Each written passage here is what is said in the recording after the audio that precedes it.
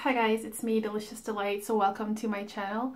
So today's video is going to be about my wish list. Around this time of year, I kind of just think about what I really want to add to my collection. It's kind of weird, my collection is always changing. I'm buying things, I'm getting rid of things. I get sick of things really quickly, so I try to pawn them off on people, I give stuff away, I really want to, well, my goal when it comes to my collection is just to keep it as sensible a size as possible. And I guess the word sensible here in this context is very relative. To me right now, I have so many fragrances. I don't know what to do with them. And I'm thinking of doing like a big, huge purge again, which is something I do kind of just on and off periodically. But yeah, Christmas is coming up. What do I really want to add to my collection? And I guess I have stuff here. Well, I have three. Two of them are designer fragrances. One is niche, although the definition of niche is always debated upon. But I guess I just want to like fill in some gaps. I have so many gourmand fragrances. I love them all dearly. But do I really need more gourmands? Maybe. It depends on how good it is. I really am lacking in my collection when it comes to aquatic fragrances. I only have one that I can think of at the moment, and that is Durga Small Black Mountain Pale Gray Mountain Small Black Lake. It's such a long title for a perfume. That's the only aquatic that I own. So, I don't want to have just one option when I want to wear something aquatic. I want to have something else. So, let's get into it. First, the designer fragrances. The fragrance that I want to fill this aquatic hole in my life with is from the House of Hermes, and it's called Eau de Merveille Blue. I have reviewed this fragrance. I will link it in the description box if you guys want to see my review. But I don't know, there's just something so intoxicating about this fragrance that every time I wear it, it kind of gives me something different every single time. Sometimes it's more aquatic, sometimes it's more ambergris, sometimes it's more metallic, which sounds like it's not pleasing, but for some reason the metallic character in this fragrance on my skin works because there's so many other things that it's blending in with in the fragrance that just keeps me interested. This fragrance keeps me on my toes. It just challenges me. And I am so intrigued by this fragrance. It's just amazing, especially the ambergris in this fragrance. Actually, the ambergris in all of the Eau de Merveille or the Merveille fragrances from Hermes, they are so fascinating to me. They add something so special that is kind of hard to explain. Maybe I'll do a separate video on that. I also do have to do another review on my latest purchase from this line, the L'Ombre de Merveille as well. But yes, Eau de Merveille Blue, probably my favorite designer aquatic fragrance for sure. And my favorite niche aquatic would be the Durga. So that is on my wish list. So what else am I lacking in my collection? Definitely I am lacking that old school powerhouse 80s kind of fragrance in my collection. And there are so many to choose from, so many vintage fragrances. But I think after testing this entire year, trying to find the vintage, because this is not even vintage, it's a newer fragrance. Well, not super new, but new enough. I have decided that this fragrance has made it to my wish list, and it's from the House of Sisley. It's called Eau de Soir, Hubert Isabelle Dornano. I'm not sure if I'm saying that right. Eau de Parfum. So I am going to sniff this fragrance on paper. I've been testing it for like a year or two now, and I just think it's absolutely fantastic. The only thing in my collection that I own a bottle of that's even slightly remotely kind of vintagey, and it's not even vintage at all, but kind of smells vintagey, is from the house of Comme des Garçons, and it's Daphne. But Eau de Soir, I don't even know what the notes are in here, but it's just, it's amazing. It is amazing.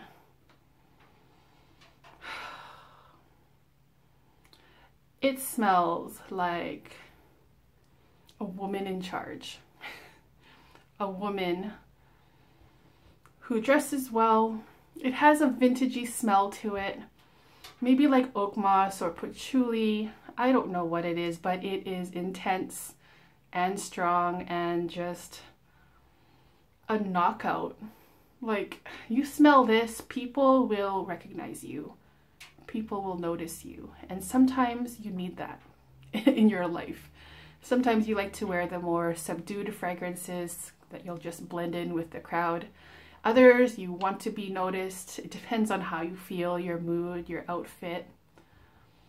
And yeah, this is the one. This is the powerhouse fragrance that has a vintage feel to it that I want to smell like. I'm gonna read. There are no notes listed in here at all. The only thing it says is an ode to femininity, refined and timeless. That's all it says. But I'm gonna like pull up the notes if you guys don't mind, because I just really want to know now what's in here. So just bear with me, please. Eau de Soir. Sicily Eau de Soir. Okay.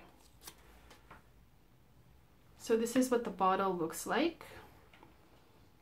It has this like sculpture thing on top. It's quite an expensive fragrance. And the notes in here are... I'm sorry, you guys. I should have prepared better. I'm gonna wing it. I'm gonna try to guess the pictures. So there's grapefruit and mandarin orange on the top. In the mid, there's carnation, iris, gardenia, labdanum, ylang ylang, patchouli, oak moss, rose, lily of the valley, juniper, pepper, and syringa. And in the base, there's musk and amber.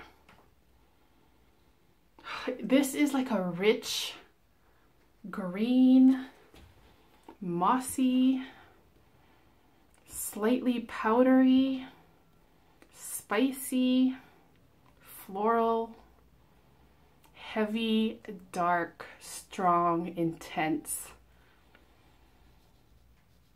fragrance. And I think like after all this time, this is what I want to smell like when it comes to powerhouse. When it comes to things that remind me of, you know, older vintage fragrances. I would choose this over like Chanel No. 5, for example. I'm not really a fan of that kind of style, but Eau de Soir, fantastic. And on my skin, oh my gosh, it is amazing. And when I wear it, I feel like a different person. I just love it. Okay, so those were the two designer fragrances, if I can call Sicily designer. Yeah, I don't even know. I know they do makeup. I'm not sure what else they do. But yeah, that would be also on my wish list. And the last thing on my wish list is a niche fragrance, kind of. They only do perfume, but they also do makeup as well, from the house of Guerlain. It's from their exclusive private collection, from the L'Art de Métier collection specifically. I have a travel size of it. This is called Tonka Imperiale. I don't even know. I have reviewed this fragrance. I can leave the link for you in the description box down below if you guys want to see that as well.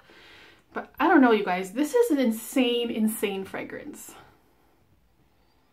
What? Like, really? How did someone come up with this? It is absolutely gorgeous. In a nutshell, to me, it smells like a butterscotchy, thick, creamy, sweet, smoky fragrance, vanilla, maybe some coconut smells in there as well. Maybe a touch of tobacco, a touch of booziness. It is just the perfect blend. And to me, it is a gourmand fragrance for sure. One of the best, definitely one of the best I've ever smelled.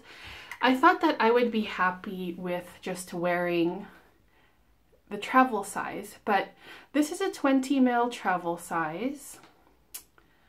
And believe it or not, my husband actually somehow managed to loosen this up, and a lot of it evaporated, and I'm kind of mad about that. And so I have like a quarter is gone now. So I have like maybe less than 15 mils in here, and it's so weird that I'm afraid to use it up. And so I have convinced myself that I need a bottle of it so that I can actually wear it, because I do not want to run out of this stuff. I don't have that with any other fragrance. It's only with Tonka Imperiale where I don't want to use it because I don't want to waste it. Which is ridiculous. It's like completely the opposite reason of why you should own, you know, you should wear what you own. And I do that with all of my fragrances, but with Tonka Imperiale, for some reason, I hold back. I'm like, oh my gosh, I don't want to be without this ever, blah, blah, blah. So I really, really, really want a bottle of this. And I'm hoping I can get one soon, because I have been lusting over one for a very, very long time. Convincing myself, again, like I said, that I'm okay with the travel size, but I want to have that feeling of holding that beautiful gold square rectangle bottle, just feeling it in my hand and spraying it on me. I want that feeling. I think there is a ritual actually to spraying fragrance on yourself. To me, like to other people, maybe it's just like take this stupid bottle or decant and throw it on, whatever. To me, like the act of picking up a bottle, maybe this is silly, I don't know, let me know in the comments. Maybe I'm alone on this, but the act of picking up a bottle and like spritzing it is like a ritual to me. Kind of like how I think tea is a ritual in my life, like preparing tea. So like, I don't know if that's stupid or not, but anyways, that was the third fragrance on my wish list, especially coming for Christmas time. So yeah, that was my video. If you guys want to share what's on your wish list in the comments, I'd love to hear what you guys are lusting after. And I hope you guys enjoyed this video, and I'll be back with more soon. See you guys. Bye-bye.